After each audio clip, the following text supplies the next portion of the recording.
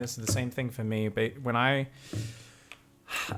struggle in a matchup. So while we kind of watch your build here, let's talk a bit about that, because I think this is something which is so useful, and especially as a Terran player, we can win or lose, and there's a cascade effect. So I'm writing a little set of notes here. Struggling in a matchup while we can talk about this, and if you disagree or anything, let me know. Let's just have a little conversation. We're not paying too much attention to the build. It's just kind of some eye candy for right now, and we'll talk about this concept, and then we'll look at the build in a bit more detail in a few minutes. So when you're struggling in a matchup, especially as Terran, but this happens with every race to a certain extent, there can be a cascade effect. So there can be a cascade effect. Now what I mean by that is a bit of sloppy execution, or a few missed timings in your build. So oh, I forgot my barracks, so for this can lead to a series of unexpected and unpracticed situations where you need to adapt more and more on the fly, and this almost always leads to exponential increase in mistakes and sloppiness in our play. Now, we often don't realize this has happened because we've done one or two really clever, in quotation marks, adaptations to our opponent, the situation, or the meta. Now, often when we look at this, what we end up finding later on when our head's cleared, if we really look at all the details, is some of these indeed are very clever. They're fantastic. However, we don't understand how to fit that clever adjustment into our build. So what I mean by that is we haven't calculated all the effects of that change.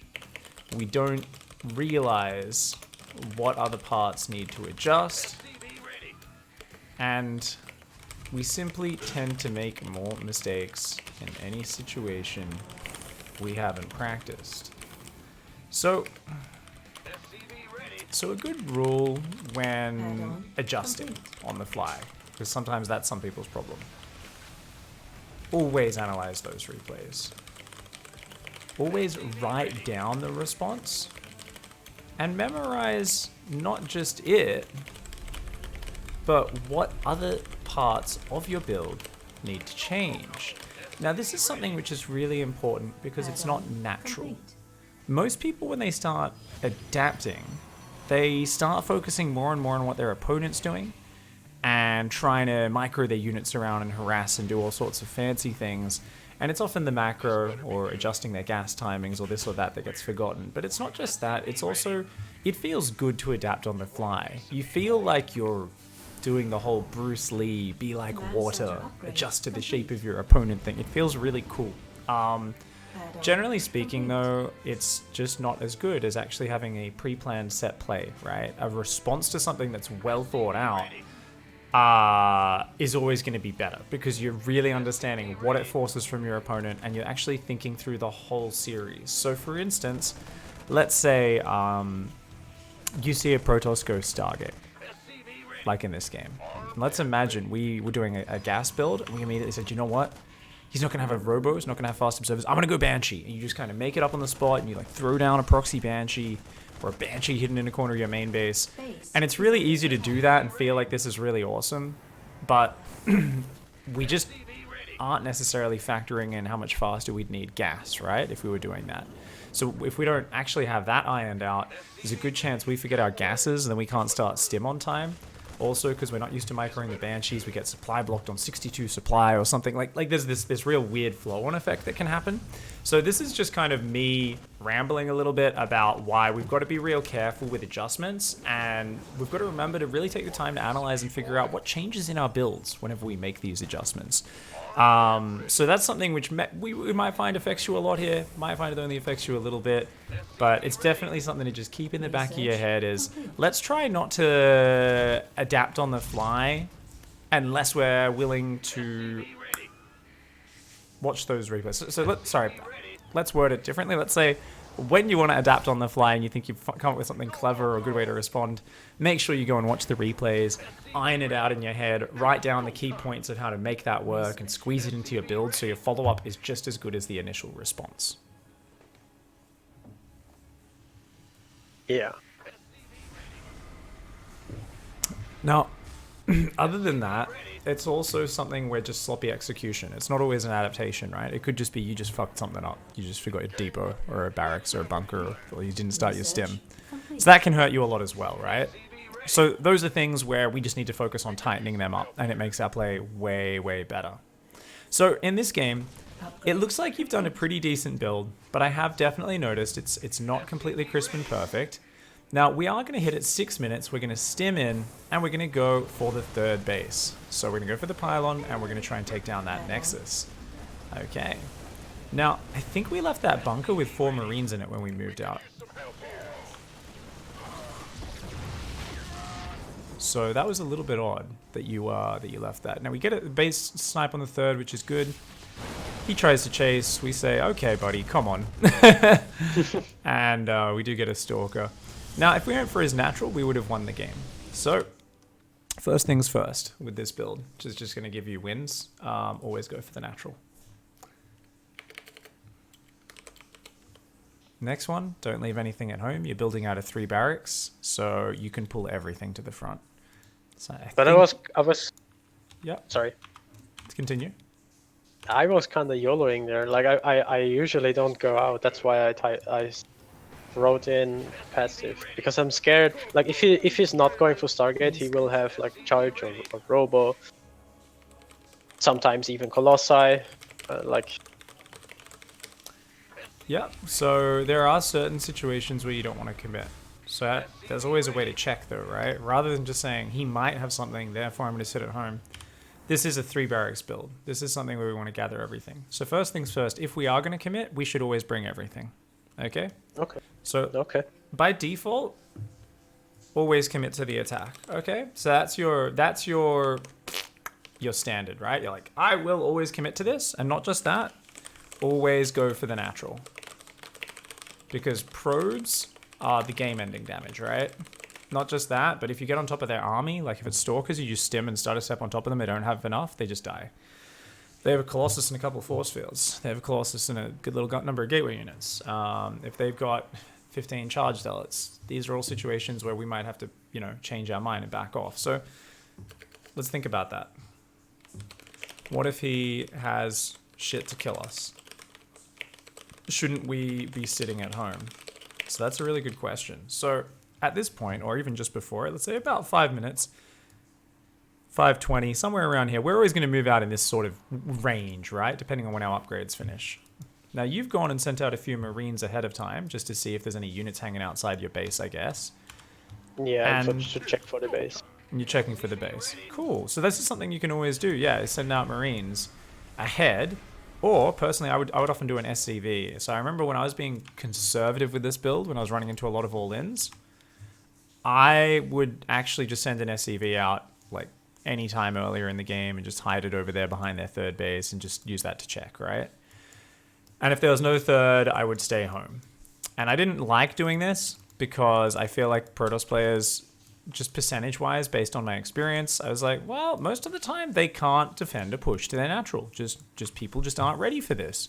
And until they actually start playing solid and I encounter it more often, I'm happy to just take a gamble based on the meta, right? This is StarCraft. Is any game, you can try and play a perfect game where you account for every single possible scenario, or you can say, well, okay, I'm just going to keep doing this attack for the moment, and I am going to get some free wins and some huge damage. And that, if you think of it just as lol free win, you're not getting better. But if you're using this time to perfect your opening, to hit the crispest possible timing, to have the perfect starport timing behind it, a third CC, or in this case, 4th and 5th barracks down behind it, if you've got all those things on the way at the correct timings, then you're still getting better even whilst getting some free wins on the ladder. But you're also kind of punishing people who simply are not playing solid. They aren't reacting properly to the fact that you're going a 3-axe build. They aren't building enough units and you're getting some free wins, and there's nothing wrong with that. So if we want, we can send out an SCV or a Marine. So we can say Marine or SCV Scout, To check third base. Now, what time should we send that out? Because realistically, we'd like to know by the time we're moving out with our bio. Because if he was doing some sort of 2-base adept or charge load all in, the moment we move out of our base, we might get jumped. He might dive into our natural and stuff, right? So we probably want to know by about 5 minutes, right? All right. So what do you want to do for scouting? Your choice. Do you want to send out a Marine, an SCV? What timing? Choose. Let's go. I usually choose a Marine. The Marines are fast. So when do you send it? So, like at 5 minutes, you want me to move out. Yeah. So we need to already know if they've got a third base or not at this point. So I'd say for 4:20-ish.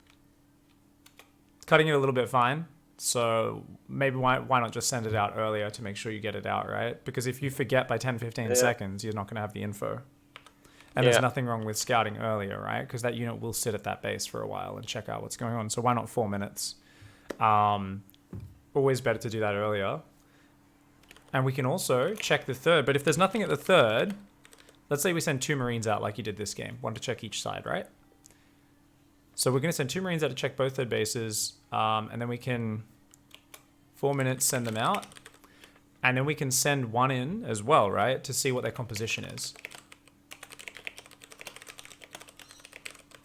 Now, why is that important? Because there's so many different things they could be doing. A lot of Protoss just won't take a third base that fast, right? If they're going 2-base Colossi or something. And that's something where we need to start preparing for that. As opposed to someone who's going like, I don't even have gases and I'm just making 8 gateways and charge lots where you're like, whoa, defend, defend, defend. Speaking of that, we don't have a wall off. Now that's very dangerous against charge lot and adept all-ins. And I'm kind of okay with people gambling on not having a wall off against Protoss if there's a lot of disruptor play, a lot of Colossi play, because those units can pick off those depots for free to some extent. The problem is, adept and charge lord all-ins, even with a 3-racks build like this where you've got a lot of units, if you don't have a wall, at this point, if a warp prism goes up into that corner of your main, starts warping in zealots there, and the zealots hitting the front at the same time, like, you basically just can't stop them getting into both mineral lines. Like, you have to be able to overwhelm them immediately, which numbers wise you shouldn't be able to do. So by default, you should always have a wall off on your natural against both Zerg and Protoss. Terran's the only race that doesn't have those crazy melee units that can rush in on you. So Terran's the one race where you don't need that wall, but I think against Protoss you absolutely should have that. That's okay. I can adjust. It's not really a big difference for me. All right, so let's build that in. I kind of like 2 stalkers or something in the early game. Wouldn't they like at least delay the wall in to a pretty decent extent? Yeah. So in that case, the bunker would have to go up with the depots kind of on the back end of the bunker, right? So if your bunker was in this position, you can imagine those depots would have to go up behind it to a certain extent, like diagonal and down, kind of bam, bam. So definitely in some scenarios, you might be like, oh, they're pressuring so much, I'm not going to do the wall straight away. Maybe you'll be like, look, I just don't want to do it. There's no position. My bunker's too far back or something. That's okay, but ideally your bunker's far enough forward that you can kind of build the depots on the back end so the bunker covers them. Complete. Okay. Cool. So let's actually talk about the build. Let's refine it. Let's see. Did we do this properly? Because there's almost always shit we can see that goes wrong in every single build. It's gonna be shit for sure because this is 5 days ago and I started practicing the build like a couple days earlier. Cool. But I haven't played in 3 days because of frustration, and I was like, yeah, I need a break or I'm gonna YOLO every game. Yeah, and that's good.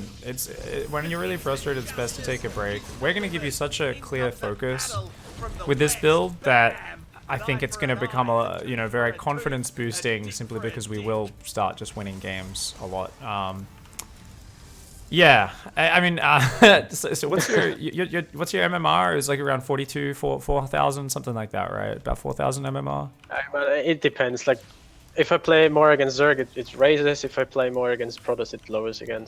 Yeah. Like around 4.1k. I think Maynard's like roughly the same, maybe a little bit lower, but like he struggles really hard TvT.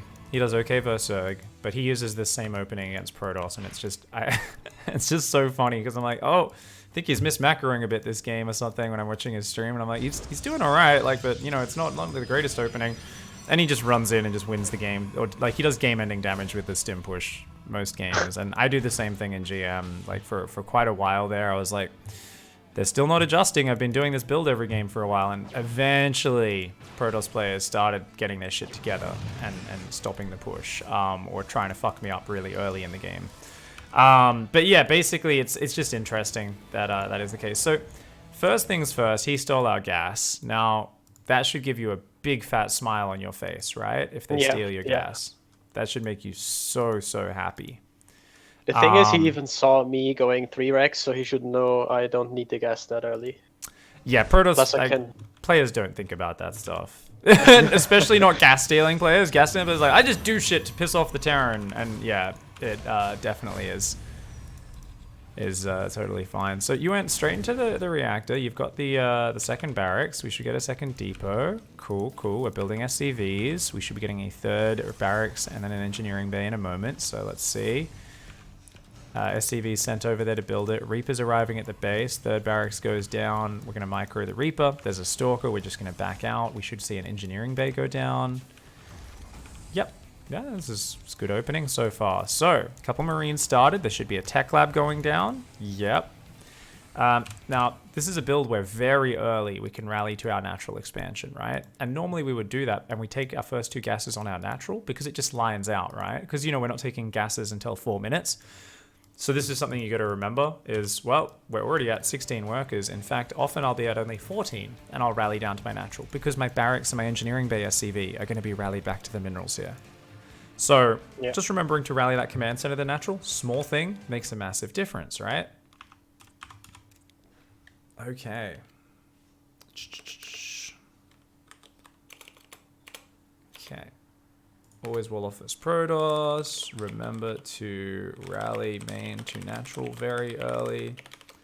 Next 2 gases at natural on 4 minutes. Now, here's where we start to see another really cool thing we get to see when you're struggling in a matchup, which it happens to everyone.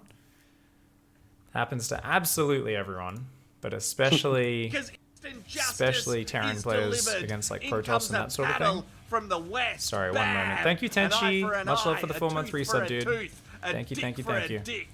So that is building a bunker here when there is no reason to necessarily need it. Now, this is probably the more okay part of your defense. Now, something which can seem a little dicey, but I think you really want to do, because this delays your orbital, right?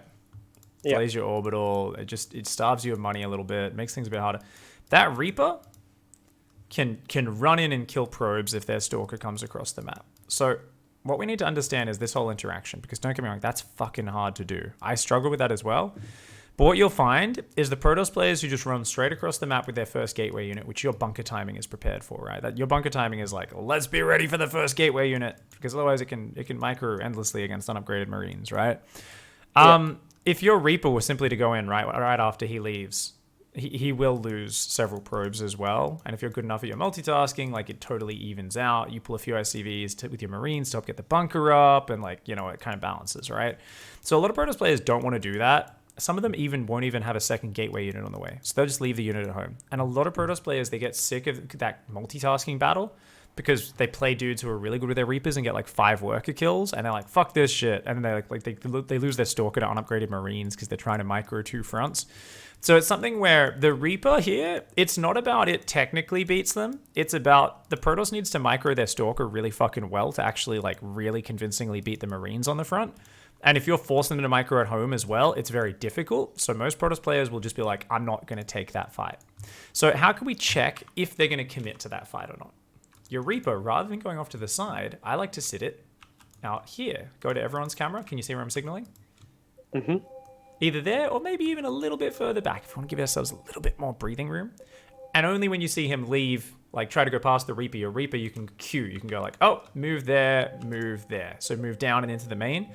Or if you don't want to take that multitasking fight, just send the Reaper home. And then you've got a Reaper plus your first 2 Marines, and then a few more Marines after that to help fight it. And having a Reaper there, especially with the power of the grenade to sometimes bounce the Stalker in, it can make a really big difference.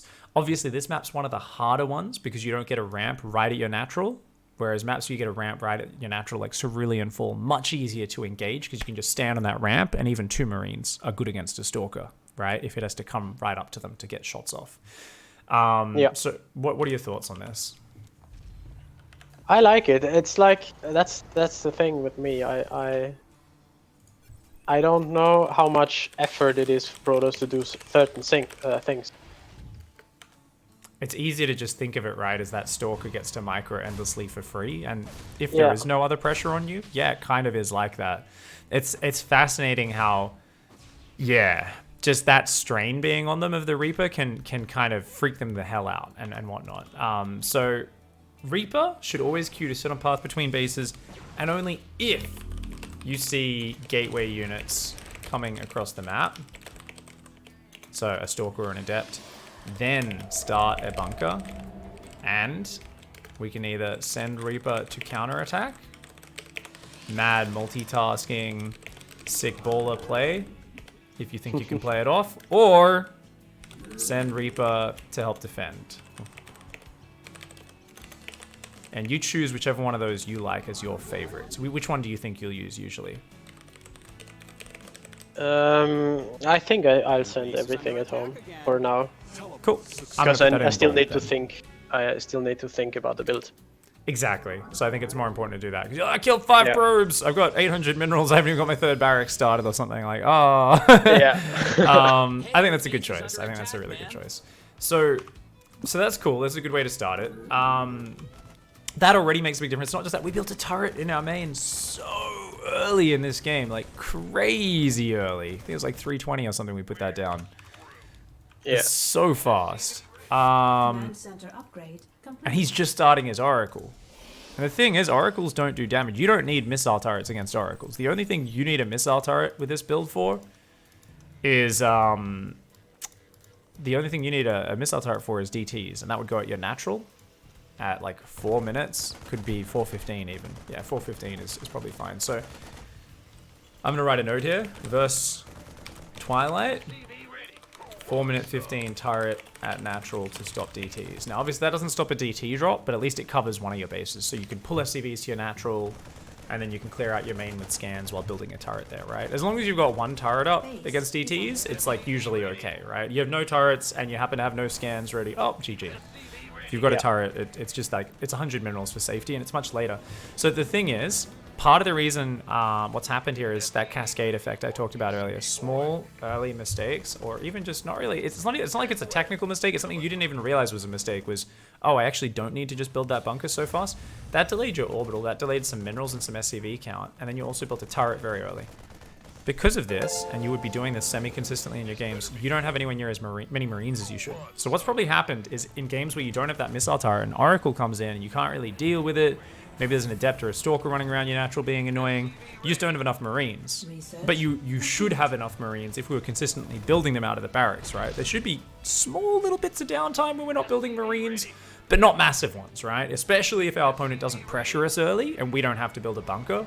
Super easy to just have tons of Marines out.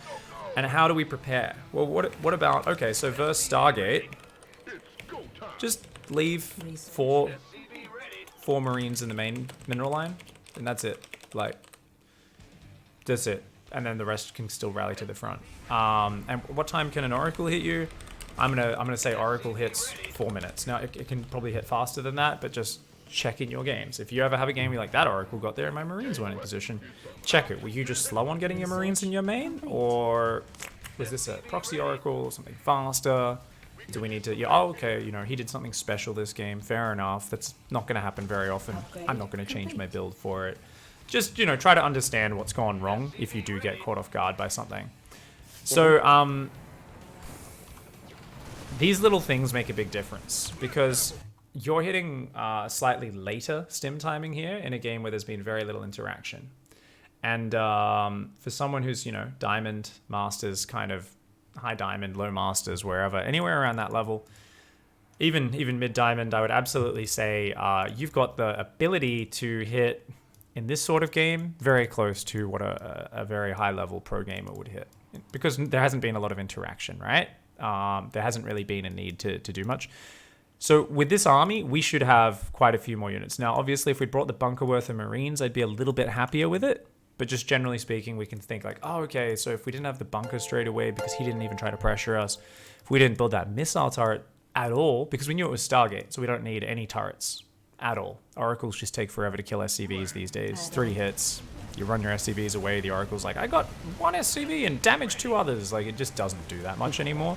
The Oracle is much more for tagging the army, and obviously, like, it likes picking off SCVs that are building structures, because that's annoying, because it forces you to put SCVs on each structure, right? Like, it's just like, oh, there you go, you know, you got to deal with that. But I think these like little things, otherwise you did pretty well there. What you'll find is you can move out like even before 5 minutes in some of your games as well. Yeah, where you can actually like try to hit them like 5:15, 5:20. So if you feel like, you know what, I just want to go right now, you can try being really decisive with that. But yeah, generally anywhere around when you have 16 to 20 Marines, or, you know, 2 Marauders and the bunch. I like the 2 Marauder timing that you did here. You get the concussive shells as well. So I think anything around there is fine, but we're always going to push, and we're going to just kind of headbutt into the natural every single game with that. Let's talk about your follow-up, because as you move out here, well, first of all, actually, let's mention factory timing. So obviously your build wasn't quite tight. Like, we grabbed 1 gas on our natural, and then the other gas came down like quite a bit later and that sort of thing. So it wasn't quite as tight. But when do you normally time out your factory? Do you remember the marker for it off the top of your head? Oh, time what? No, not really. No worries. But I know it's a bit too late. Like I've checking the gas, and I'm like 150, 200 gas when I throw it down. But I feel like I don't have the minerals to build it earlier. I don't know why. Well, with the turret engineering base thing, the turret and the bunker thing we were talking about, that could be the minerals, right? That could maybe, probably change that. So definitely, like, you will sometimes be starved for it a little bit, but you should be able to find the minerals. So like, you see, basically now is when you have the 100 gas, right? Because we order this build in terms of gas, right? It's like stim starts, then +1 weapon starts, then combat shield starts. Now in this game, you did that in the wrong order. You actually did combat shields, then +1. So that's good. I picked up on that now while talking about the factory. So it's always stim, then weapons, then shields. And that way they all finish at the exact same time. Oh, okay. I've been doing this wrong then every game. Okay, so that's something to write on a post-it note and stick on your monitor. So gas order is how we remember this. So I'm writing it here. So it's stim, +1, shields, and then factory. And that factory timing is real important, because this is the part which is very easy to forget, because you're putting that down just when you're about to start moving out and you're adding more depots and stuff like that. And we'd like that factory to be down at 4:30, okay? So no later than 4:40. So if you get it at 4:40, that's fine. But what's one of the big focuses of this build? One of the big focuses is big focus on immediate starport. Why? Because that's usually right when your bio is about to push in. So depending on when you push, try to always push with the same number of units, because then you can build a trigger for yourself. You can say, well, if my factory starts at 4 minutes 30, it takes 43 seconds. At 5 minutes and 3 seconds, when that's finished, that's right when I'm moving out on the map with my bio. So just as I tell my bio to move out on the map, like here, I go and make sure I drop that starport in that reactor, which is very easy for people to forget. And we can see you did it here, right, as you move out. So awesome, cool, you remember to do that. You know, maybe we could have moved out a little bit earlier, had the factory a few seconds early. We absolutely could have, as we said. But then it's also something where it's like, okay, and then the moment I jump home from my pressure, that factory and starport will probably been sitting there for a few seconds. So I've got to remember, the moment I look away from these guys, which should be in the natural, by the way, remember, not the third, in the natural, doing crazy game-ending damage, so it's okay to miss macro a bit because we're staring at it. And then we'd be like, oh, go home, swap factory, swap starport, and then you can go back and do your normal macro cycle and get in the rhythm of everything. So I think something else which is really cool is +1 armor you can queue up nice and early. So big focus on immediate starport and swap into medevac production. And then you normally go something like 4 medevacs into Liberators. And there's this super powerful power point. Big power point at 2 libs and a bunch of mines. Or if you choose to go tanks, obviously tanks might be a big part of it as well. It's up to you really what you focus on. I always love tanks with 2 base pushes, but because this is a more bio heavy push where you can kind of man mode through their army a bit, I'm more okay for you to add mines here. But there's this real power point once libs come out where even just 2 Liberators and some mines under them, it's so hard for Protoss to engage into. Like, especially if they've gone, you know how sometimes they have an army of like Immortal Sentry Stalker, where like the Guardian Shield Force Field combo just makes it really hard for you to engage, where if you could just like be all in close range, stimmed versus their shit, focus down the Guardian Shield Sentry, like, you know, you'd win the battle, but they never let you have it. They just keep fighting like part of your army at a time and stuff. You add the Liberators on top of that, and it's like, well, you suddenly have the range advantage. Liberators are very far reaching, and like you can kind of be like, yeah, now fight into me, bitch, and they can't pick away at you. Suddenly they're the one who has to take the decisive engage. So it flips the equation of this ranged Immortal Sentry Stalker army upside down, where suddenly rather than being they're the one with the superior range who's kind of keeping you back and fighting you a bit at a time, if you're sieged up, like on their base edging forward, like suddenly they're like, fuck, I've got to take this out in one big swoop. Because every time they go in for a little engage, the Liberators are just doing drastic damage. So Liberators are a massive power point on top of bio. And that's something, if you don't have really good consistent bio production and macro, which a lot of people don't because they're not going for this sort of 3 racks build and they're a bit sloppy at adding on their 2nd and 3rd barracks and getting their stim out, they don't often realize just how good bio is with just a little bit of Liberator support, a little bit of Widowmine support in the mid game before things like Colossi and Storm come out. So that can be huge.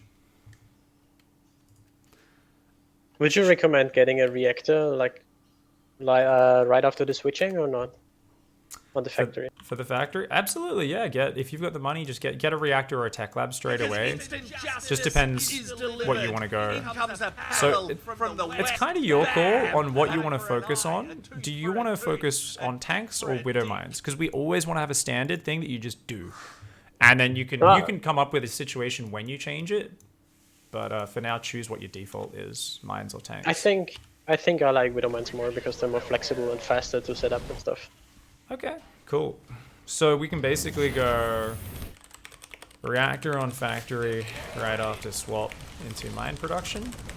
We can also remember little things like Q up +1 armor soon after +1 weapons finishes.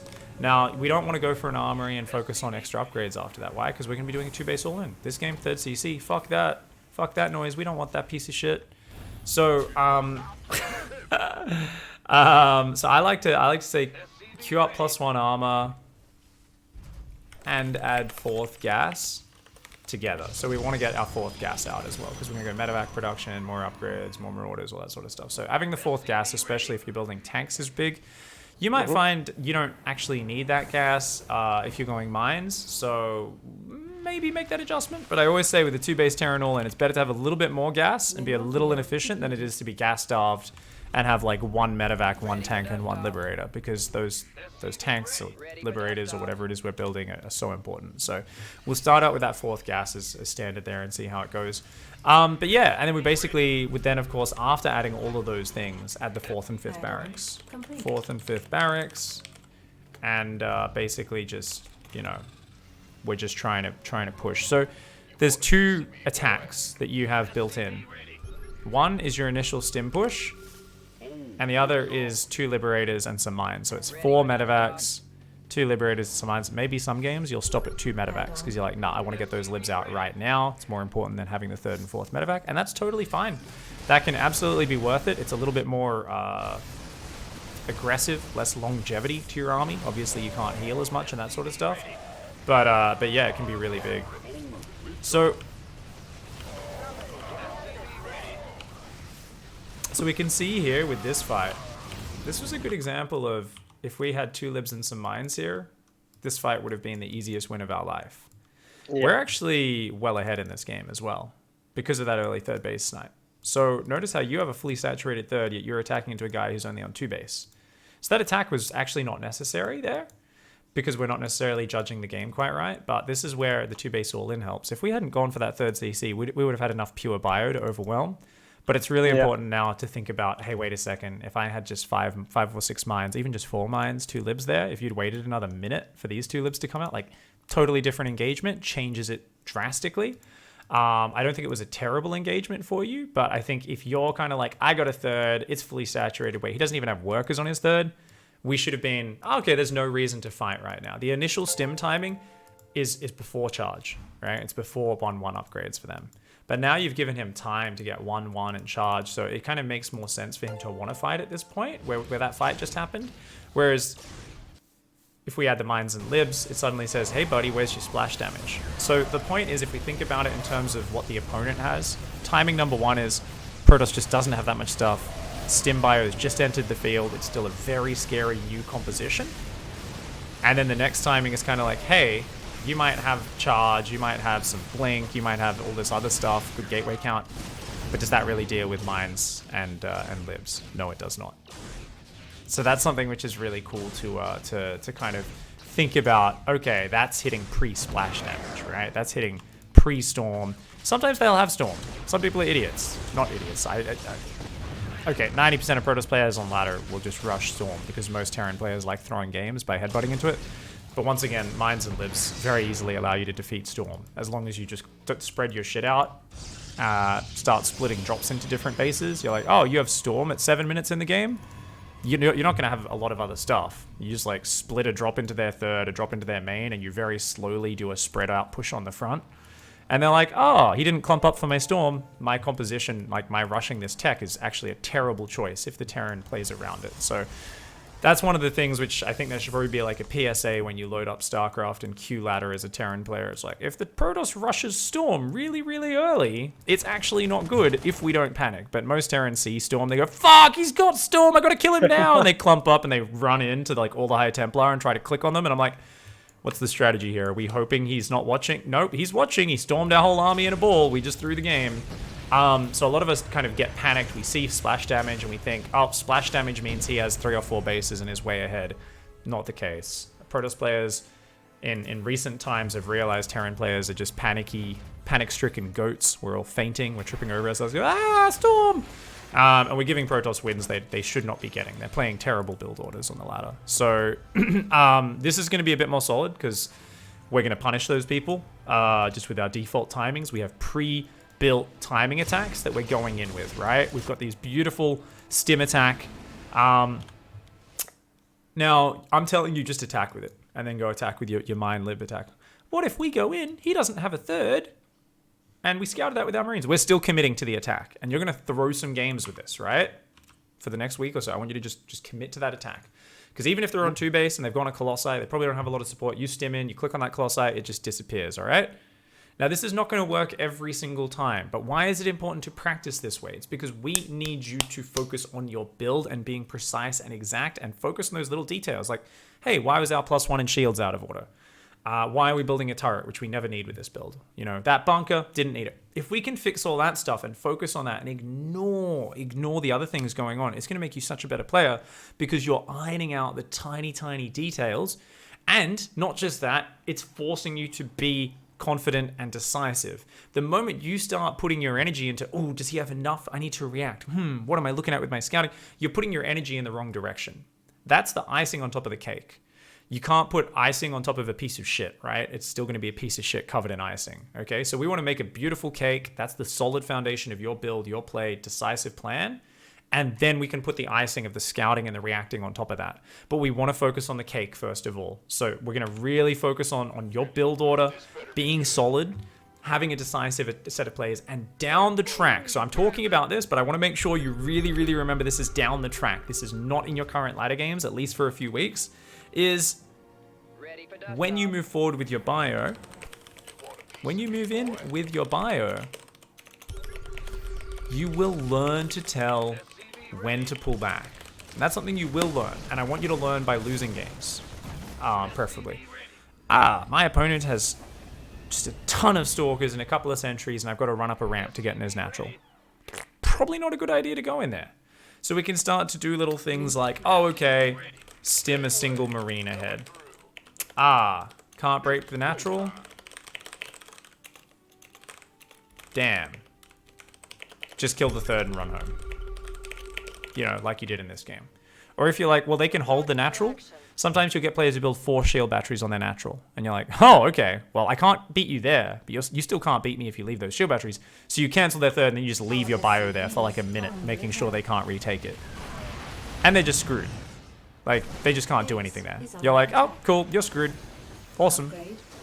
You know, while going up to Liberators and Mines. So then you pull home, they've got charge ults, they're like, come fight me, come fight me, come fight me. You're like, I've got 6 Widow Mines and 2 Liberators. I'm happy to fight. And then you win the game with your next push.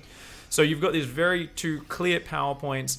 There will be situations where you adjust always in StarCraft, but as you're learning it, you're just going to be super decisive and really almost kind of pig-headed and stupid about it. Pig-headed, pun not intended. Yeah. So, so what are your thoughts on all that? I like it.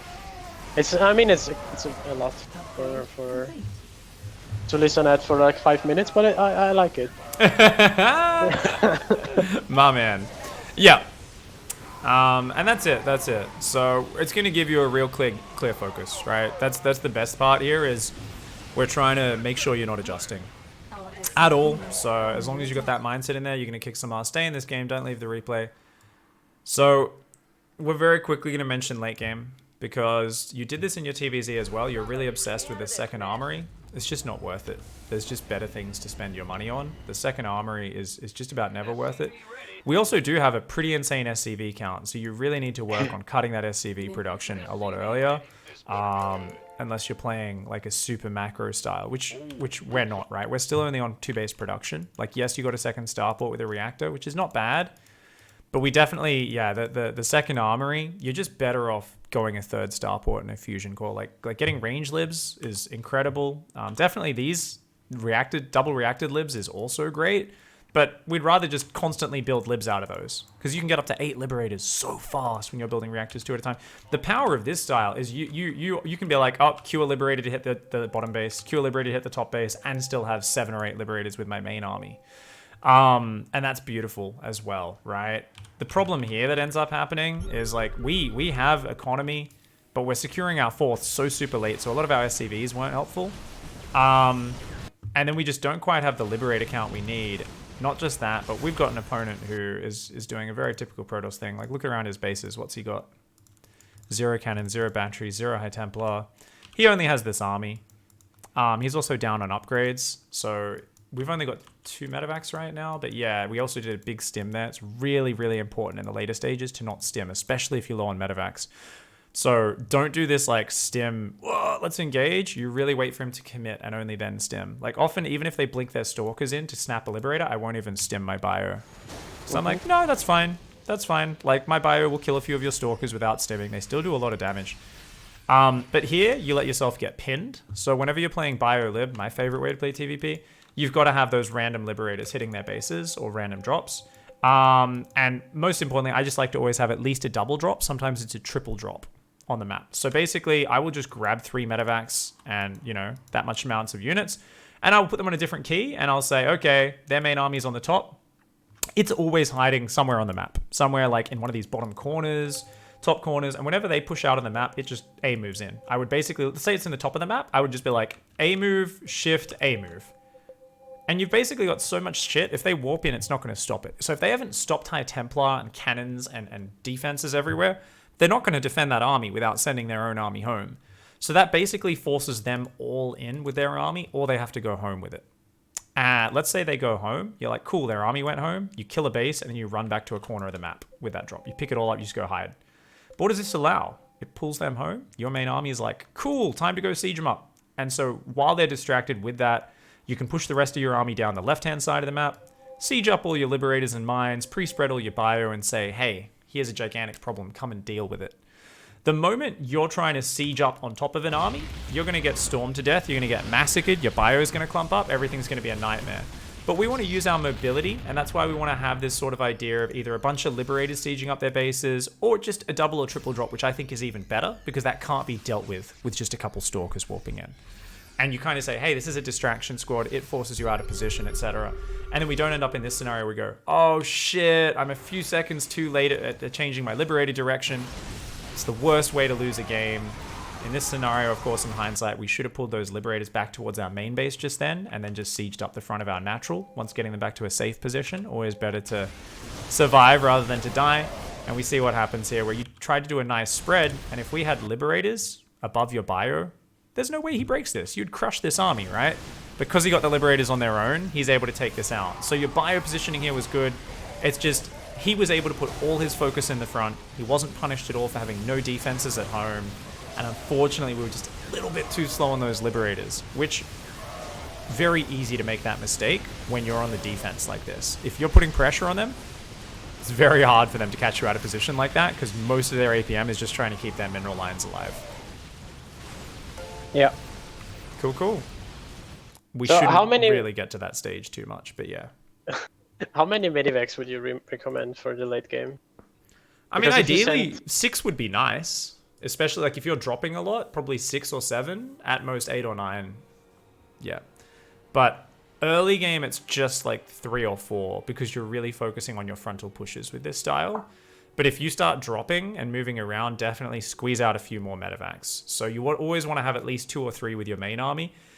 Often, if I send 2 medevacs off to drop, I've only got 1 or 2 with my army, and I'm like, oh shit, I better add a few medevacs in here. Which is valuable starport production time, but that's why you've got to be real careful with your stims, because a lot of Protoss will just threaten around, and they'll let you stim your army to death, trying to get, like, thinking they're about, oh, he's about to attack stim, oh, he's about to attack stim, and you realize you've got 1 or 2 medevacs only healing your army, and you've actually killed yourself. So the thing is, it's okay to stay on just 1 or 2 medevacs. If the Liberators are the more important unit, you're like, no, I just need libs. I just need libs. That's the most important piece of my army. You've just got to be real careful with your stim packs. That's all. Yeah, it's a habit. It's a TvZ habit.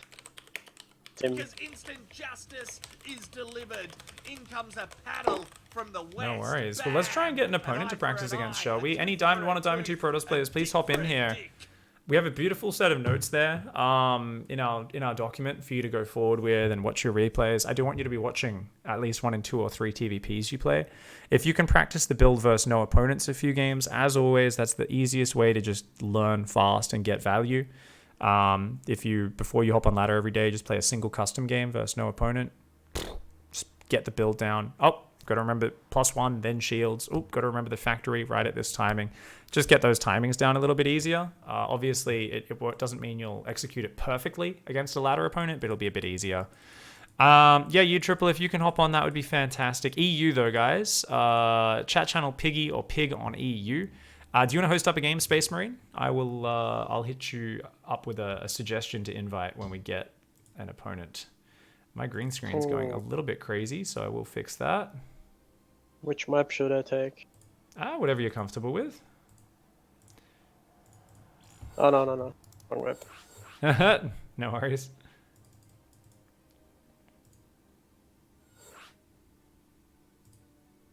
Which webcam am I using? That one? No. Oh my god. Is that one? No. Found it.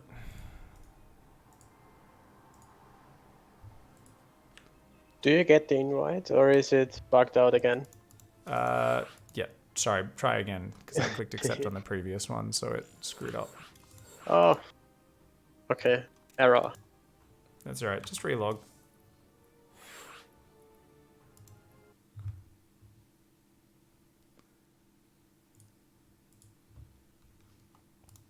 Just gonna restart my game. Oh yeah, we did have a raid before, didn't we? Hold on. TNT, thank you so much for that raid, dude. Hellscream, thank you so much for the 8-month tier 2 resub. Much love, dude. Slan with the Twitch Prime sub as well. Much love, Slan. And damn, Slan the man. Thank you for the $20 tip, dude. Really appreciate it, guys. Air superiority build is really good, Hugo. You just need to squeeze the tech lab in a little bit earlier, but pretty much the same build. There's a replay in the replay pack, I believe. I don't know if it's up yet, but it will be soon. Quest to join party. Did you get U-Triple in the party? Yeah, I got him. Awesome. Alright. Let's go. Please work. No, it's not working. Why is it working?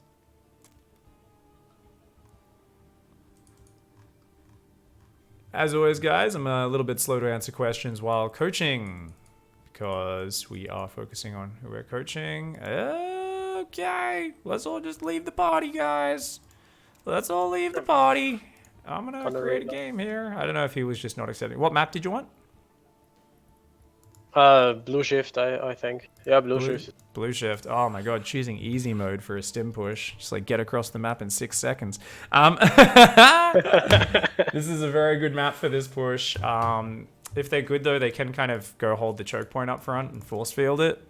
But you can always see if that's happening and then go around a different way, or sometimes you can just stim through and their force fields aren't perfect. Either way, it doesn't matter. It's you know, it's one of the maps. It's a good map to practice it on. So whenever you're ready, just dive in. And I might remind you of 1 or 2 things, but mostly just get in your groove. So what are the main things that we've changed? I talked about 50,000 different things. Where clear it off the blackboard. Imagine you're clearing the whiteboard or the blackboard. You're scrubbing it all off. We're not thinking about that right now. What are we thinking about? First things first, your Reaper, remember, just sits kind of outside their base a bit, and only if they come across the map do we want to start that bunker, okay? So if we do see them coming across the map with a Stalker, our Reaper sees them running out of their base, what do we do with our Reaper? Move it home. Move it home, exactly. Yeah, so it'll join up with 2 Marines. We can even pull an SCV or 2 if we want to, but even just the Reaper and the 2 Marines should be okay, and we'll immediately put a bunker down. Now, if we think there might be a Stargate, when do we build that missile turret in our main base? Never. My man. Trick question. Trick question is being caught. Good. Just leave a couple Marines in your main if you're worried about a Stargate Oracle. But that's, you know, only needed about 4 minutes. So, and those are the 2 scary points, right? Is what if a couple Stalkers start fucking with us at our natural? That's annoying. So just try to, you know, get that bunker up if he comes across the map. But otherwise, just focus on the build. And what's the gas order? Go through your gas order off the top of your head. You mean the gas spending? Yep. Stim +1 and shield. And then the factory. And then the factory. Beautiful. Awesome, man. All right. Good luck. Have fun. Whenever you're ready, let's do it. I'm ready. Go, go, go. I am the host, so I should probably click that start button, not you.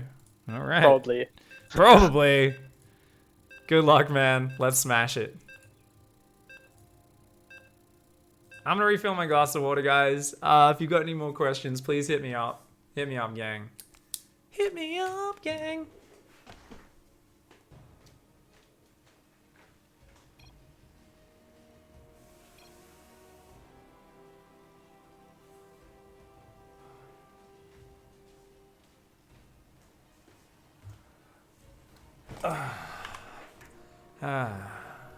Hey D-Man, we won't need anyone else. We've only got time for 1 game here anyway. Game paused.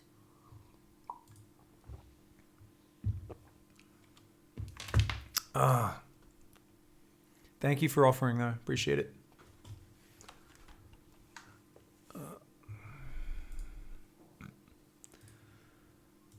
Please pause. Okay, there we go. Good, good.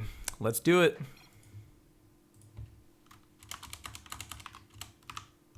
Game resumed. Alright, guys. My man. I use a 2 PC setup. 2 PC setup, 2 different sound audios. 1 for voice chat, 1 for the other dude. That 2-head command. Yeah, when it gets asked a lot, people are like, what the fuck are you wearing 2 sets of headphones for, you fucking weirdo? I'm like, it's to protect my ears. I don't like the sounds touching my ears, okay? I don't know. Yeah, 2 PC setup. So, I don't like using sound, like cloning and software mixes and shit like that. So I try to just use separate audio. I'd probably just stick to a single PC setup if I didn't stream StarCraft as my main game, because StarCraft basically needs to just totally capitalize on 1 core to the maximum. It is definitely something a little bit taxing. So the 2 PC setup is pretty required for this. Versus building early Void Rays isn't a missile turret helpful, says CS the Lord. No. You're building a lot of Marines. Marines kill Void Rays. Void Rays are not a good unit versus Terran CS the Lord, because Marines are like the basic Terran unit and they just beat Void Rays. Especially with this build, yeah. So the thing is, right, you got to think about StarCraft in terms of you don't want to be building shit unless there's actually a reason that you need that thing or you can use it, right? So a missile turret only defends, right? So if your opponent, if you don't have any anti-air and your opponent is going air units and you've scouted those air units, building a missile turret in your mineral line to guard your workers, great move. Great move. But with this build, you're going lots of Marines, which shoot up. So you've already got things which kill them. So why would you need a missile turret, right? Then you're just building multiple things to counter the same thing. Not just that, well, what if your opponent isn't even going for air units? If you start countering things that aren't even happening, well, your opponent can invest all their resources in one thing. Let's say they go a whole ton of charge zealots and hit you with a big sharp attack where everything in their build is focused on hitting you with a big sharp attack. You're building missile turrets to cover oracles. Maybe you're building missile turrets to defend against DTs. Maybe you're building bunkers to defend, like a bunker to defend against a potential poke at the front. But then you're also going 3 command centers to keep up in the economy. You're trying to do so many different things at once. You're half-assing everything rather than whole-assing one thing. And whenever you play like that in StarCraft, you risk, what the fuck? You risk putting yourself in a position where the opponent simply does one thing far better than you and can just kill you or be way ahead in one regard. So this is why scouting is important in StarCraft. It's why understanding how different, builds work and things interact is important.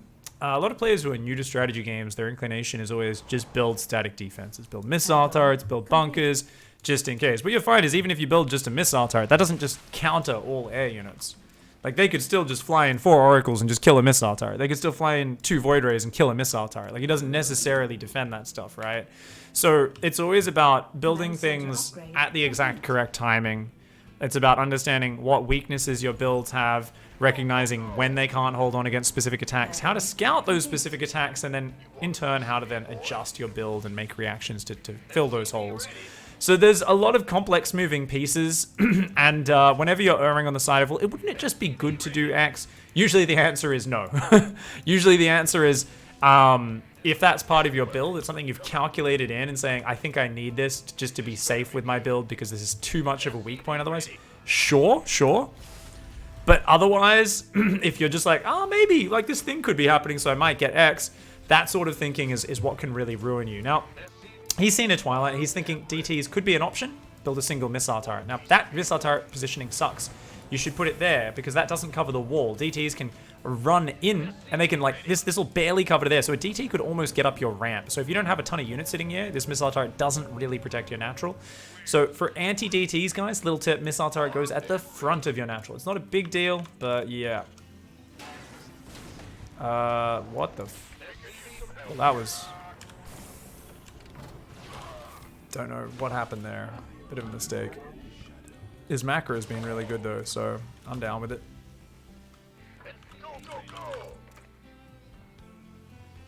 Oh, so he should have moved up to the high ground, or he should be pulling way back and just letting some depots die. Yeah.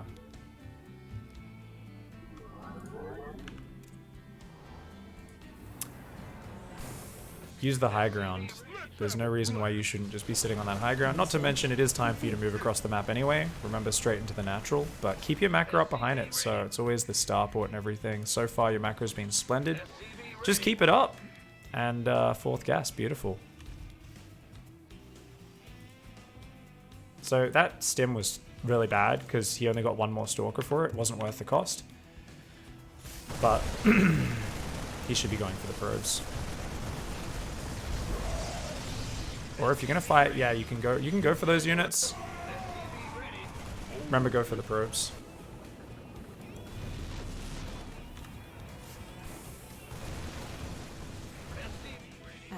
Research complete. So now he actually has done the game-ending damage he needed.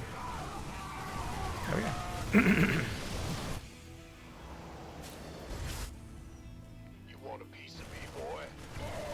Yep, we can just ignore the bio now. There's no more damage it's going to do. Just swap the yep, get the starport going, the reactor. You are absolutely killing it, my man. So you shouldn't really rally across the map with this. It's okay to send a few more units across to join up, and sometimes they will power through.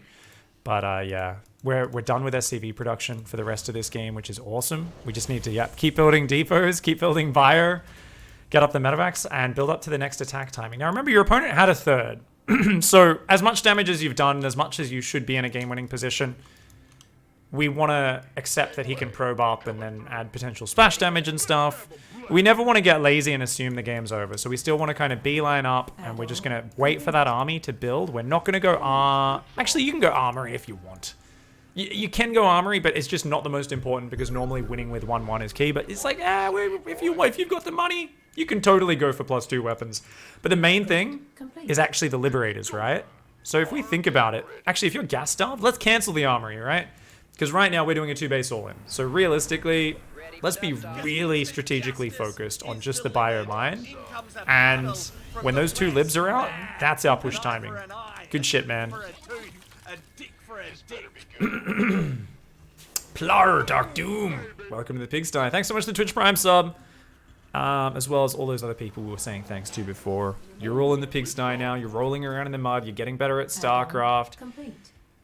Spreading swine flu. All the good shit. Thanks for hanging, guys.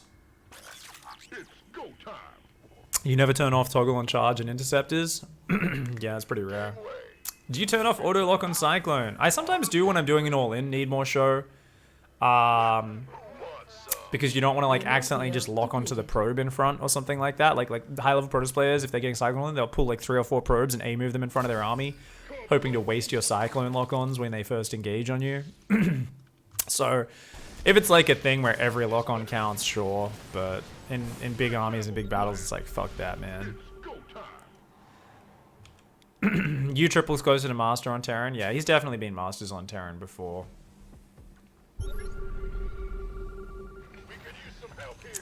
What are his hotkeys looking like? Yeah, he's got 3 different control groups. Oh, beautiful. I only use 2 with this army, but 3 is even better, man. Could have pulled back a little bit early. He did execute 1 Marine because it was just sitting in the back of his force. Yeah.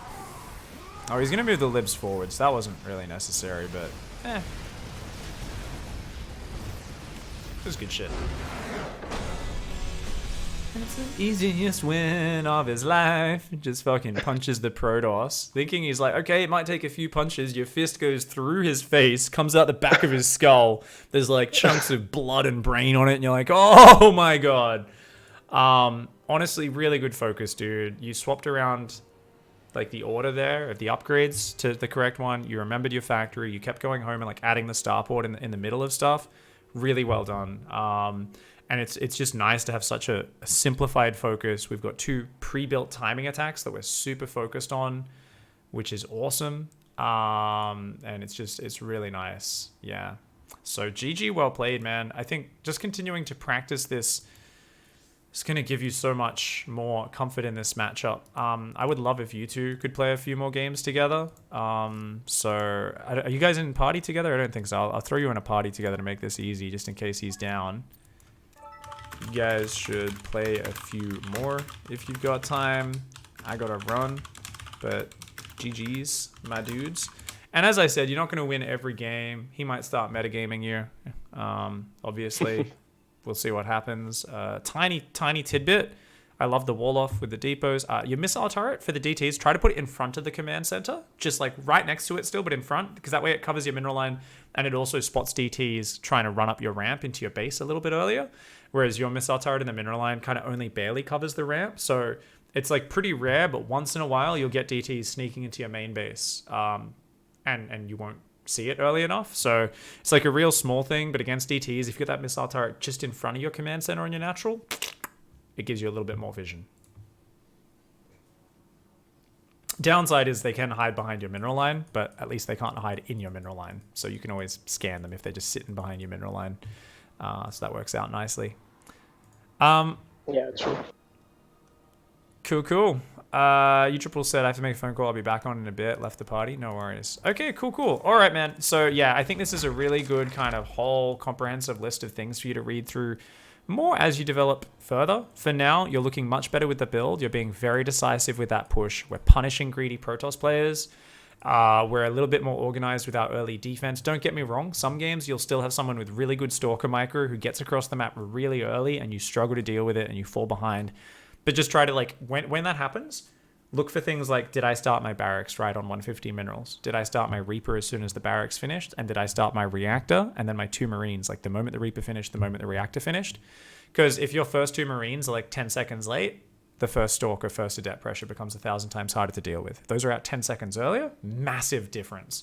So that's what I look for if I ever struggle against an early Stalker or Adept coming across the map. I'm like, did I build those Marines on time? And often I'll find there was a few unnecessary seconds of delay, and I maybe lost the Reaper for free on their side of the map. And I go, we'll keep the Reaper alive, get those Marines out a bit faster. Much easier hold. Would you recommend the SCV Scout? At the start of the game? Yeah.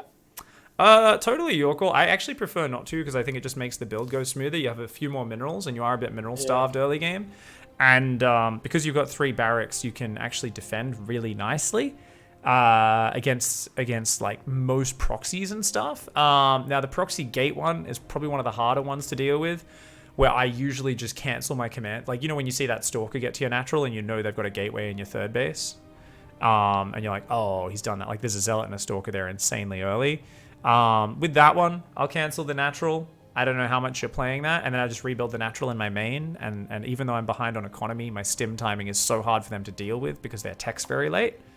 So if I can like get their third base with my stim timing, or sometimes even just win the game, that can be big. And just remembering the power points, you know, when you've got stim and your first stim timing, super powerful, and then when you've got Liberators and Mines, also super powerful. So I feel like as long as you're willing to just hold the high ground with a bunker, sometimes pulling SCVs, constantly building Marines, that sort of thing, you can defend most of those attacks really well. And even those Void Ray attacks, they can look like really OP. You're like there and you're like, God, these Void Rays like building up with shield batteries, and you just hang on and keep building more depots in the back of your base, keep building Marines. Once you have stim shields and like 30 Marines and you stim out, they can have 5 Void Rays. They're like, we killed 1 Marine, we killed another Marine, and you're like one-shotting the Void Rays. Like shield batteries can't heal fast enough to deal with that number of Marines. So stim bio is actually really good, I find, against a lot of these all-ins. Works really nicely, but it'll take some practice to